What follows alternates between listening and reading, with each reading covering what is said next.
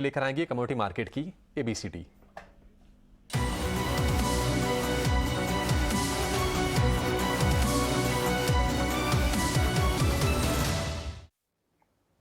Commodity की ABCD में आज हम बात करने वाले हैं तेल तिलहन मार्केट की, क्योंकि जिस तरह से स्थिति बदली है, जो तेजी हमने देखी थी कोरोना के बाद से और रूस यूक्रेन युद्ध के बाद से, अब लगातार यहां पर गिरावट आ रही है। सरसों का तो ये हाल हो गया कि एमएसपी के 5% नीचे भाव आ चुका है और 2 सालों के बाद इस तरह की स्थिति बनती दिख रही है।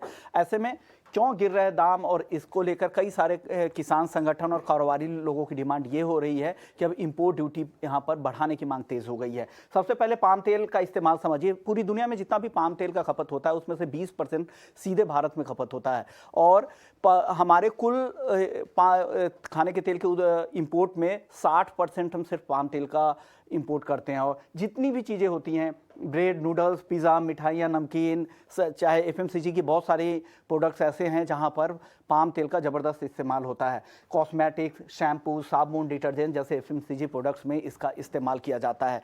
लेकिन स्थिति ऐसी क्यों बनी कि हम इंपोर्ट पे इतने ज़्यादा निर्भर हो गए? अब 70s के दशक तक आप देखेंगे तो हम पूरी तरह से आत्मनिर्भर थे तिलहन में, लेकिन जब 90s में जब WTO के साथ समझौता हुआ तो भारत को इंपोर्ट कुछ ना कुछ करना था। ऐसे में गेहूँ चावल के साथ रिस्क नहीं लिया जा सकता था, तो इंपोर्ट के तौर पर दलहन और तिलहन को चुना गया। उससे क्या हुई कि एक इंटरनेशनल लॉबी हावी हुई। उसके बाद से हमारी निर्भरता इंपोर्ट पर बढ़ती गई और घरेलू उत्पादन पर उस ओर ध्यान कभी नहीं दिया गया। और धीरे धीरे स्थिति अब ये हो गई है कि हम अपने कुल खपत का 60% सिर्फ इंपोर्ट पर निर्भर करते हैं। और आज हालत यह है कि जनवरी तक रिकॉर्ड खाने के तेल का उत्पादन हुआ है, जो पिछले साल के मुकाबले 31% तक ज़्यादा है। ऐसे में किसानों की तरफ से लगातार ये आवाज़ बुलंद की जा रही है कि दाम को रोकने के लिए अब यहाँ पर ड्यूटी बढ़ाई जाए। फिलहाल स्थिति ये है कि हम जो रिफाइंड तेल का इंपोर्ट करते हैं और क्रूड पाम तेल का इंपोर्ट करते हैं, तो रिफाइंड सस्ता हो गया है क्रूड पाम तेल से इंपोर्ट करना, क्योंकि वहाँ की सरकारें भी रिफाइंड को वो एक्सपोर्ट इंसेंटिव देकर ज़्यादा यहाँ पर डंप करने की कोशिश कर रही। तो ऐसे में